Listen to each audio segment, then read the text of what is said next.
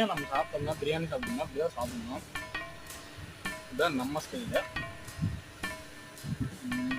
கொஞ்சோண்டு கறி எடுத்து சாப்பாட்டில் கொஞ்சோண்டு எடுத்துட்டு இந்த மாதிரி மிளகாயெல்லாம் இருந்தாலும் எடுத்து கீழே விட்டு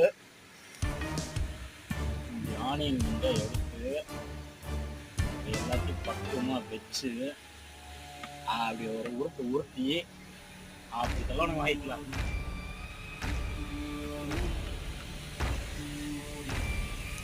சாப்பிட்டோம்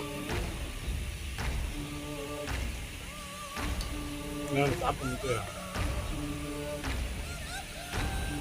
பிரியாணியோட மொத்த டேஸ்ட்டும் அப்படி சாப்பிட்டாதான் கிடைக்கும்.